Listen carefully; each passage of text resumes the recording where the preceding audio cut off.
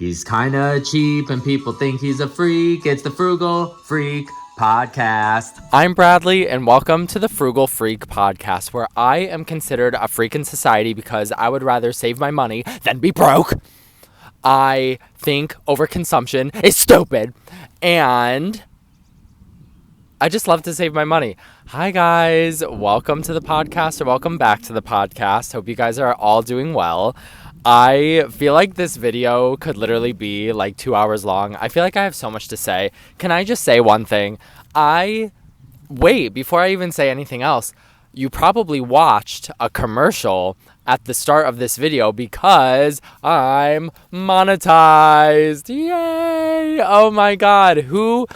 If you have been here for a while for this podcast journey, you are probably shocked. You were probably shocked to see the commercial because for some reason, I don't want to get into it. For some reason, I kept applying to become monetized once I reached the thresholds to become monetized, and they kept saying, you can't. There's something wrong, but they don't tell you what's wrong. Oh, I hope the wind is not affecting the audio. It might be. Hopefully not. I was going on a walk and I was like, you should reapply because I haven't applied for a while. And then I woke up the next day and it was like, congratulations, you're part of the creator program or whatever. I was like, whatever. I'm not going to ask questions. I'm just happy. Can I just say one thing too that I love so much about this podcast? I love that my whole thing is like living frugal, living cheap, living on a budget, because I feel like it just sets the bar so low. Like the fact that I don't have a podcast studio, the fact that I try to get the best audio possible by using the headphone audio microphone. I'm so stupid sometimes. The fact that I write out my podcast notes on a little sticky note of all the things I want to talk about. I love this. I love that the expectation is just so low. And it doesn't mean I'm not going to give you a great episode every time because that's what I want to do. But I just love it. I love the vibe. I love that I just wing it. You know, I try to do this as cheap and simple as possible. I love it. So I had a work event today and it was a very nice one. And these were the centerpieces at the work event. This is how my brain works. Let me just explain this quickly as someone who constantly thinks about saving money and constantly lives in the mindset of living frugal. Sometimes I just have these light bulb moments that go off where I'm like, oh my God, you could save money by doing that. I pray the wind is not messing up the audio. Trying to remember to hold the microphone closer to my mouth so you guys get really good audio. Sometimes I swear it falls down here. So I'm sorry about that. I have to keep remembering if this is how I'm going to do it, I have to do it. Anyways, this was the centerpiece at the tables at the event. Didn't think anything of it. On my way out, I went, oh my God. You can use this as a gift bag for someone's birthday in the future. Is it not so cute with the pearl detail? It's just so unique and simple.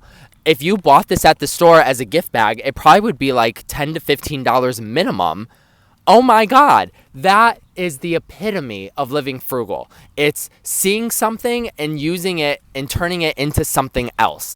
Finding a way to use something to then allow you to save money. Do you know what I mean? So pat myself on the back because I love that is what happens when you start living frugal long enough. You just start to see the world differently. Like I don't see that as a centerpiece. I see that as I can save money and I can reuse that, which also is good for the environment. You guys are probably listening to me right now being like, he is so unbelievably like out of control. This is how my brain functions 24/7, okay? I'm sorry. This is just how I am. This is who I am. This is how I live. And that's probably why you follow me, and I appreciate it. Once you start living frugal enough, you start to see everything for more than what it is. That's not a centerpiece. That's a gift bag that's going to save me $10 to $15 in the future when I have a party or, I don't know, even if I went to a wedding. I feel like this could be, because of the pearls, this could be a very cute like gift bag for a wedding gift. Anyways, those who get it, and if you don't, hopefully you'll get it if you keep watching me. Well, I just want to say that I love you guys because I did a photo shoot yesterday because I reached 1 million supporters. I hate to say followers. I reached 1 million supporters on TikTok like 6 weeks ago, and I have not had the time to have a proper photo shoot like all the stupid influencers do where you buy the 1 and the M balloons, you know, the 1 and the M for 1 million. So I have been I just haven't found the time to do it. And I finally had my 1 million photo shoot yesterday. And 3 Budget Baddies, which are my supporters if you guys don't know, because I'm Bradley on a budget on TikTok. So I call you guys Budget Baddies. Anyways, so 3 Budget Baddies, like throughout the evening when I was doing my photo shoot, came up to me. And even today at today's event where I got my little future gift bag, I met 4 supporters. And so like that's 7 people in like 24 hours. I can't believe that. Even with 1 million followers, I can't believe I get recognized in public. It's the craziest thing. And honestly, I really like that because I live such a simple life, and I don't know, just because I live a simple life and I don't desire to have like a big fancy life, it's like I have 1 million followers, which is a crazy massive thing, but my life doesn't feel like it. Do you know what I mean? It's so weird to explain. I wish I could explain it to you. It's like I have this normal life. It is Hannah Montana. I've probably talked about this a million times. You guys are probably like, get over it. We know. But it literally is the epitome of Hannah Montana. How Hannah Montana was this like normal girl, but then she would go be a star on stage. And that's literally my life. Like most of my life is so normal and average and basic, but then I have this like crazy internet life. So anyways, I just wanted to say I love you guys so much. I could like get emotional saying, oh my God, why I am getting emotional. Every single time I get recognized in public, it is nothing but like deep love. Do you know what I mean? Like it is such like people are excited or people just appreciate the content that I put out, and I just feel such deep love. And I don't know if a lot of content creators feel that. Does that make sense? Like, I don't know, because some content creators just post entertaining stuff where it's like, yeah, people might recognize you, but that doesn't necessarily mean there's like a relationship being built. And I feel like with the content that I make and why I make it, from what I went through with my financial nightmare and how I've been able to like dig myself out of it, and how my financial videos and budgeting videos and frugal videos help you, I feel like it's helped us create this connection that is so unbelievable. So anyways, I have to say it every video, but it's so important that I say it, that just like, thank you so much for everything. I love you guys so much. I cannot believe, I'll never believe this happened to me. Do you know what I mean? I never would have imagined posting my first video 5.5 years ago on TikTok that I'd have over 1 million of you here now. It's nuts. It's nuts. It's nuts. I think, again, just because I live such like a simple, average life, I don't know how to feel about it. It's the craziest thing. But anyways, if I didn't have this list, my brain is always in 20 places at once, which is probably a bad thing. Or I always have like 20 thoughts overlapping one another. So thank God I made my list. I know we're in the middle of June right now, but happy Pride. Okay, I'm getting too ahead of myself. Bradley. I think I'm overstimulated right now.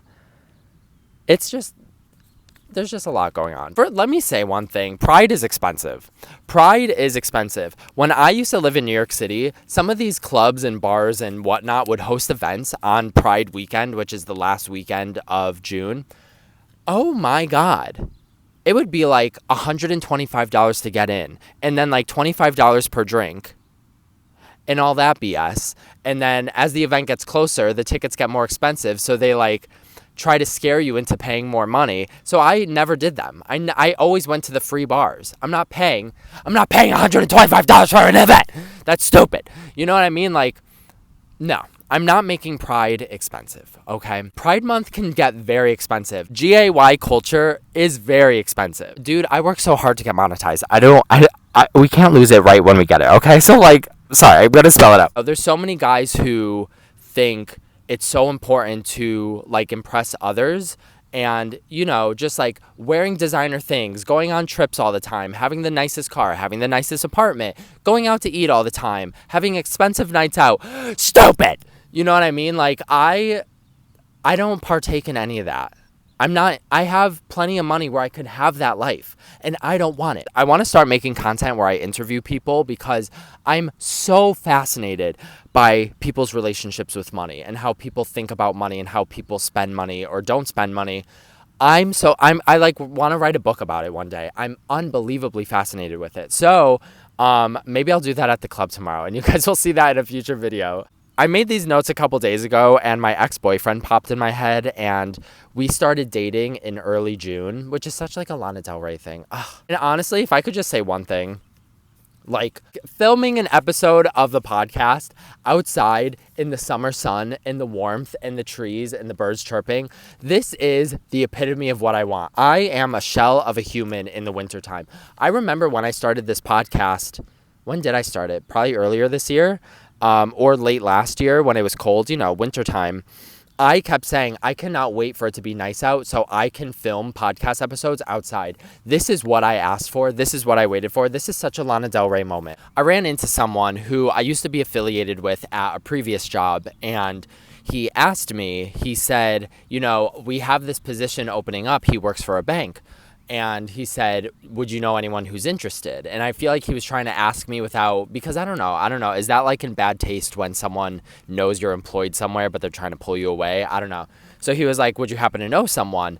And we were talking, what's the title? I wish I could tell you guys so you guys could give me advice if I should like do it or not. I think it's I think it's a financial advisor at a bank. We didn't work together, but our work was done together. I don't know how to explain it, but he's telling me about the job, and then he says the base pay is $70,000 a year. I think it has to do with investing, which is like my least favorite topic because it really intimidates me, but I could really learn a lot. But anyways, he was saying like the staff member who meets the goal, like they get a bonus of $4,000 a month on top of making $70,000 a year.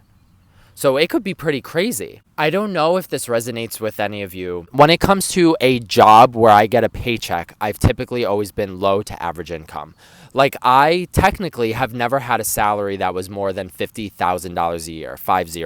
Like at my current job, I make $22 an hour, and which is the highest hourly pay I've ever had for any job ever in my entire life, and I'm 32 years old. Like I feel like I have the potential of this offer being handed to me on a silver platter. He knows me, he knows my work ethic, he knows I'm passionate, he knows like I'm a reliable, dependable, we have a good relationship built.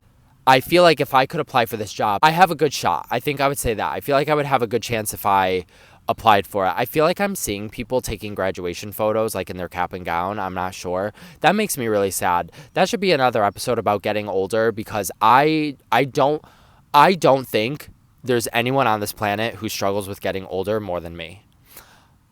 Not kidding, because I missed out on so much in my life from being sad and struggling with money, and it's a whole story. That could probably be a whole episode. Maybe we will talk about it, but because it's something I struggle with, especially as I get older, like as being 32, which I know 32 is not old, but I'm not getting any younger. I feel like I have a good chance where I could get this job, and I don't know how to say this. I feel like I self-sabotage myself. Oh, I have to post. That's my alarm to post my TikTok video. Okay, I have to go, and then we'll rejoin this. And I feel like the sun's going down, so I really need to hurry up. Oh, I'm just going to wait for it to upload. But that doesn't mean we cannot continue the pod, and I could begin. I think I covered everything. We could begin to share the story of, not clickbait, I bought a house, and then I backed out. Oh my God, here we go. So I saw a house back in, I think, April. Oh my God, there's like literally high schoolers on bikes coming over here. Can I just say, like, teenagers are my biggest nightmare at this point in my life. And like, yeah, I was one too, but I was like a nice, quiet one. I swear today, they're just so like aggressive and mean, and just get out of here. Like, please do not disrupt my podcast. Can you imagine if they come over here?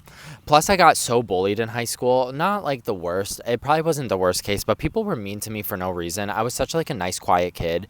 And they had no reason to be mean to me, which is probably like the start of the villain era. The real start to the villain era was when my first love left me, because he was like, yeah, you have a lot of student loan debt, and I feel like you're going to hold me back in the life I want for myself. So bye. Traumatizing.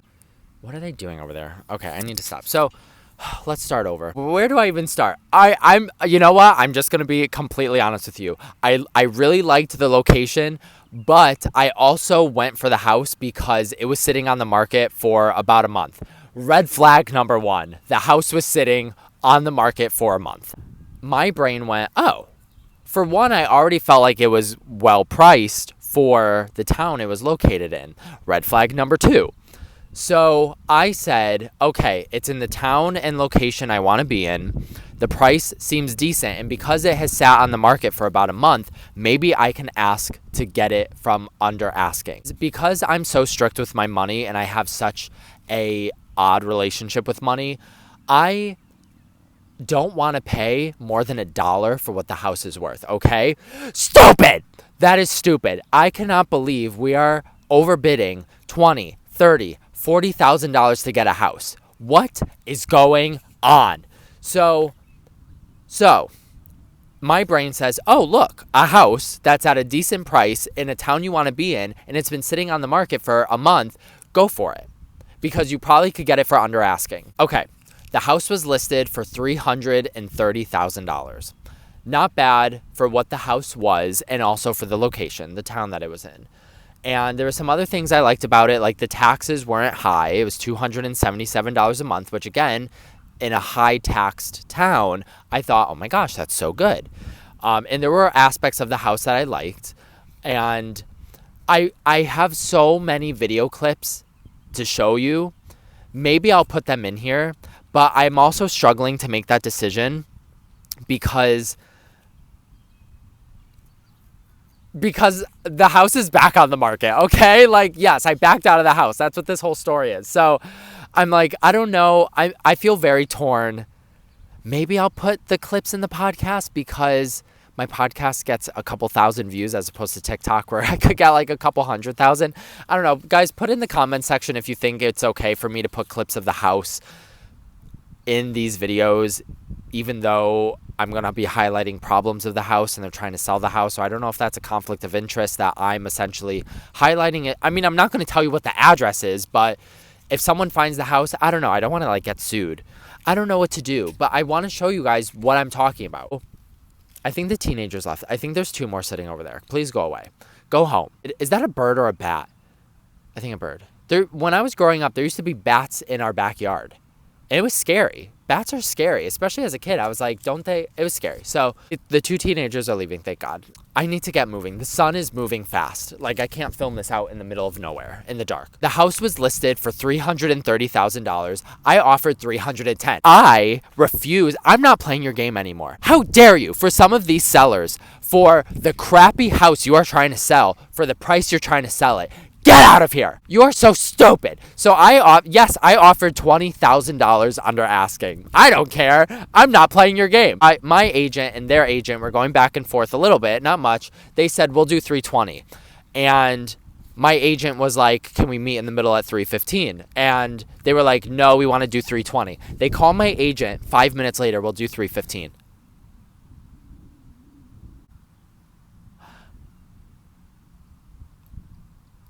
I just had an offer accepted on a house. Oh my God.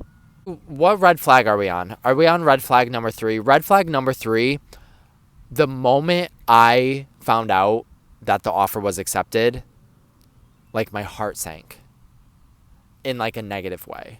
Not a, oh my God, I can't believe my offer got accepted. I can't believe I got the house. I remember feeling, what am I doing? 100%.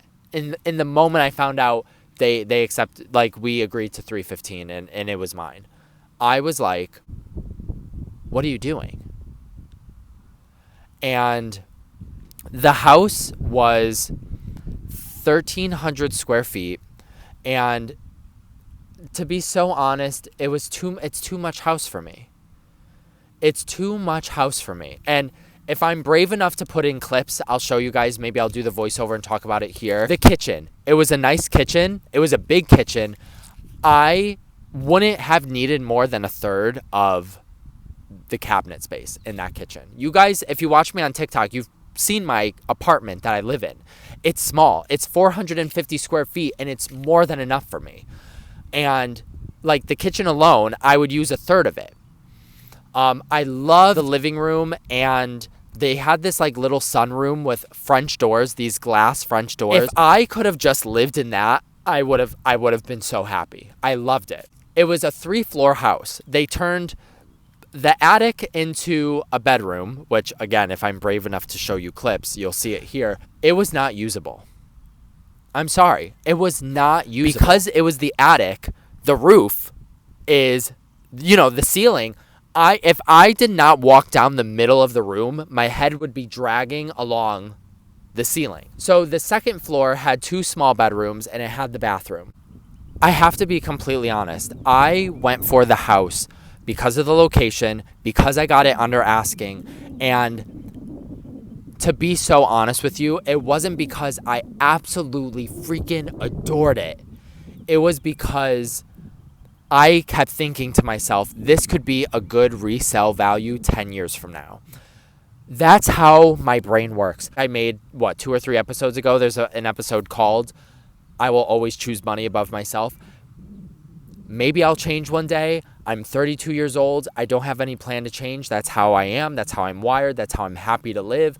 And I realized with this house, I was doing the same exact thing. I didn't go for this house because I absolutely freaking adored the house and loved it. I kept thinking, oh my God, 10 years from now, this house that I'm getting for $315,000 with this much to offer, a big kitchen, 3 floors, blah, blah, blah, this could be worth $400,000 in 10 years. My heart wasn't really in the house, but I kept going through the process and I got a home inspection. Oh, it's over. It's over. The home inspection is where everything crashed and burned. First of all, the house is 110 years old. Red flag. Are we on red flag number 5? Red flag number 5. House is 110 years old. Stupid me. Not thinking. I didn't care. I didn't care that it was a 110-year-old house. And after we talk about the home inspection, I'll tell you my thoughts on homes that are 110 years old. Got the home inspection. Just wait. We're like halfway through the home inspection, and the home inspector goes, you do realize because of the condition of the roof, you probably can't get home insurance for the house.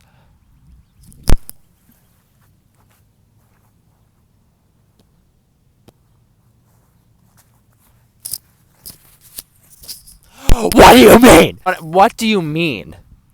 You're telling me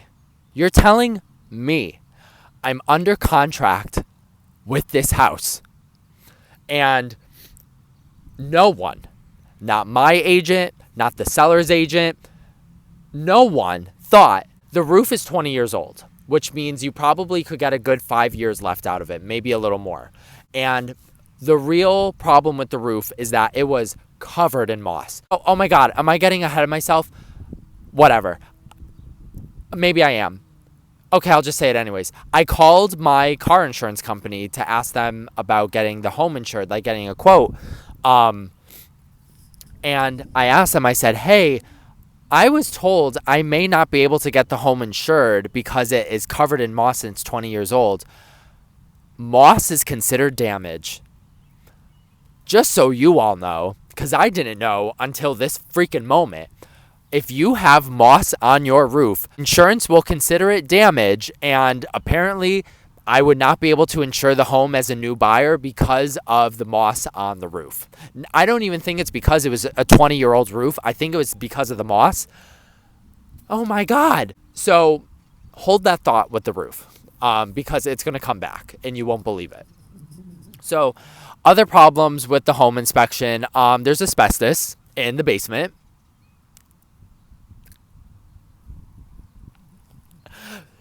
Stop it! You know what I mean? Like, this is what we're spending so much money for, is asbestos in the basement. I just can't.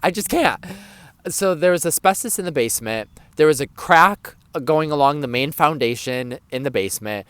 There was a dirt crawl space in the deep corner of the basement that no one could get to because it sloped up, and then it was literally like it was so bad. It was so bad.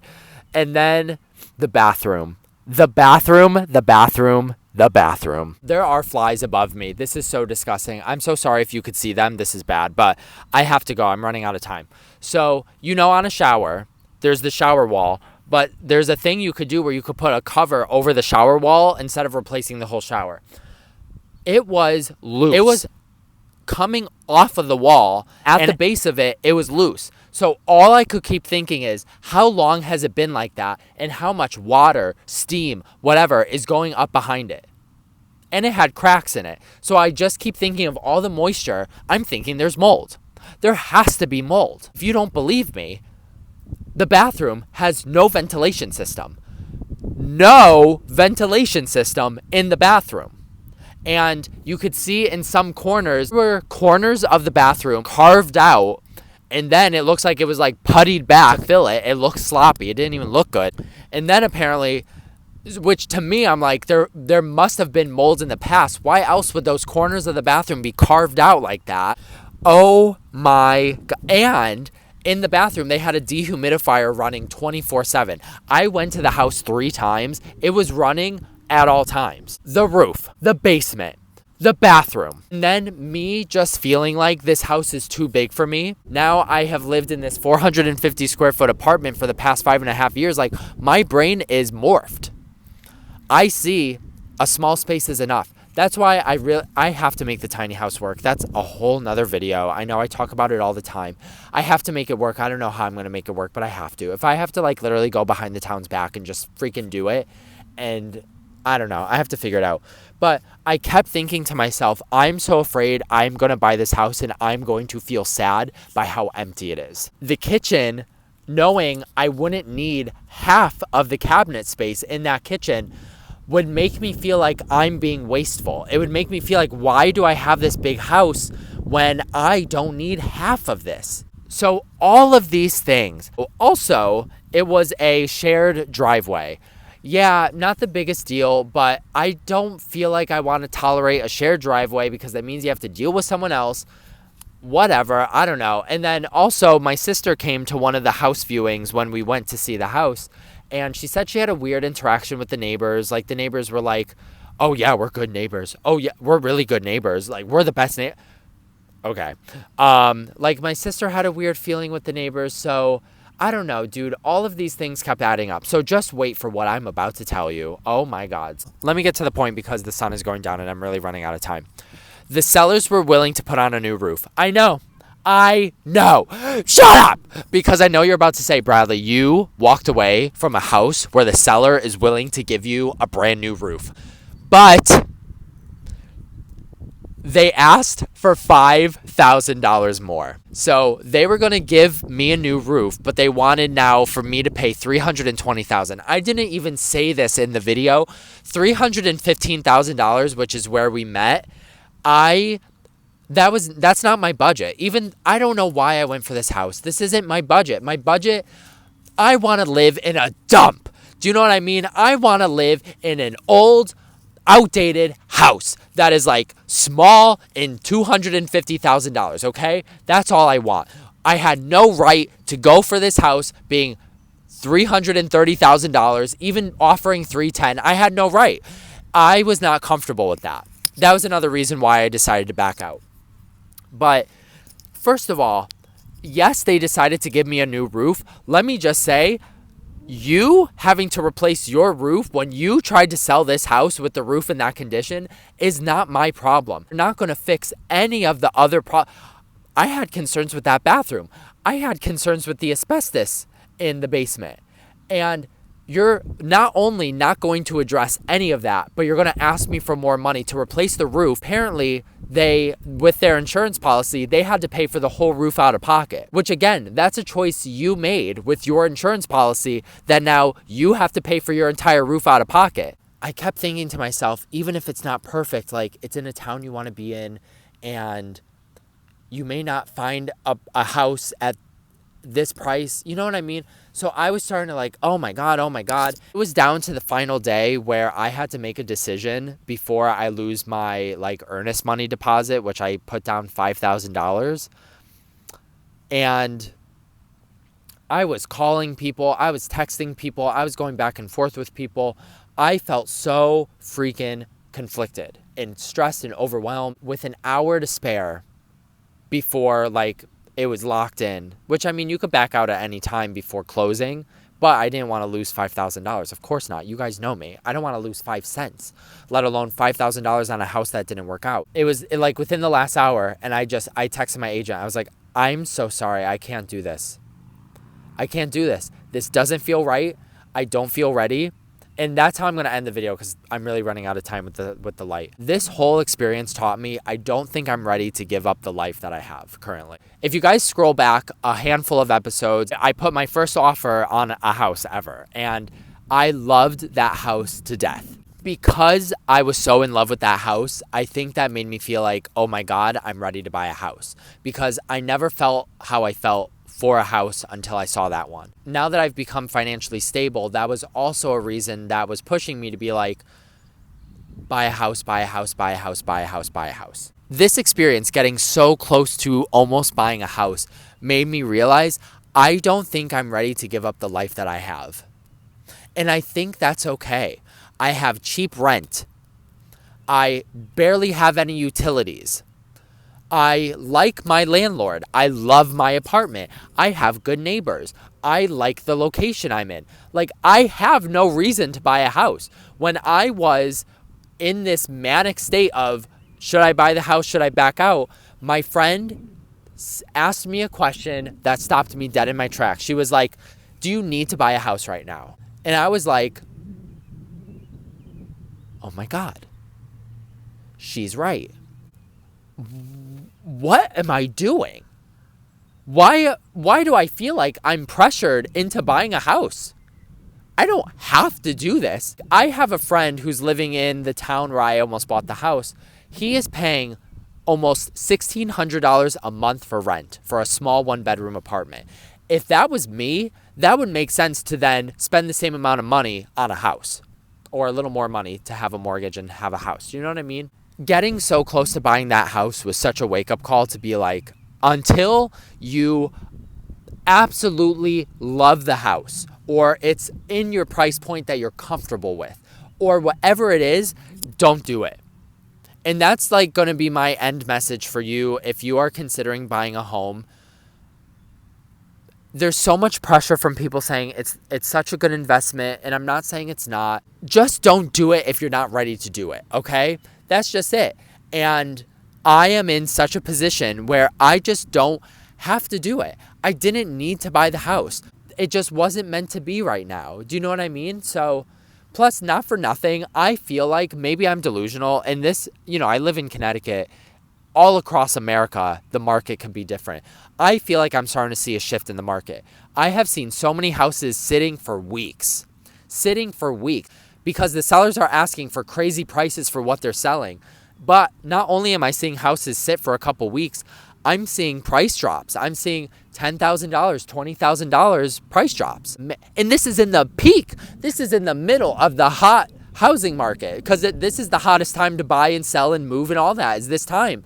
And the fact that homes are sitting and the fact that prices are dropping, I think we are finally at the beginning of the turning point. I'm just going to sit back. I'm just going to do my thing. I'm going to keep living frugal and saving my money. And when the right one shows up in the location I'm hopefully happy with, in a price point that I'm hopefully happy with, we're going to do it. But right now just wasn't the time, and that wasn't the house. I backed out of the house, I would say probably 3 weeks ago now.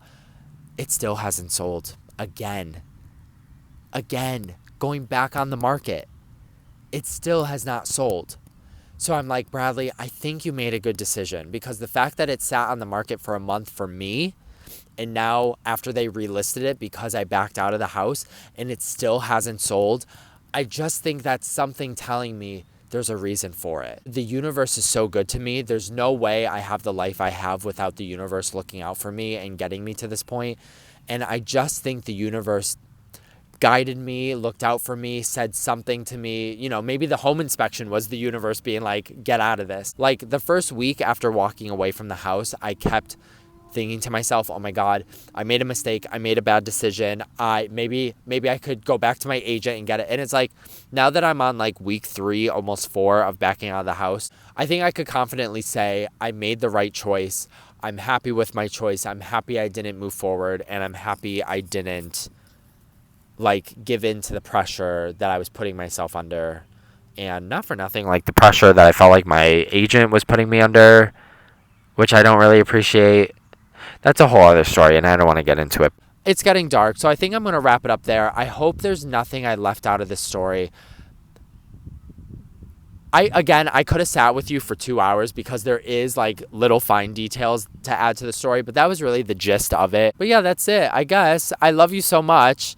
Thank you for all your love and support. Thank you for putting up with the ads in the video. I appreciate it. I literally make $1 a day on here. That's so funny. I love it. But I think that's it. I hope you enjoyed the episode. If you made it to the end, high five for you. What should we say for the people who made it to the end of the video? Because I like to do that. I don't know. I'm being so stupid right now. Oh my God. If you made it to the end of the video, put hags. Do you remember in middle school, when I was in middle school, for some weird reason, in your yearbook at the end of the school year, you would write hags, have a great summer. So because it's mid-June and we're like right at the beginning of the summer, if you made it to the end of the video, put hags. I'll know you made it to the end. And I also hope you have a great summer. Also, stay tuned because I want to go back to the content where I start yelling at you about money. I know a couple of the latest episodes have been more just like life stuff and not so much like money and making good choices with money, because that's where my passion is and that's where my heart is. And I need to tell you that you're stupid. Okay. With love. All right. I love you guys. Thank you for watching, and I'll see you at the next episode. Bye.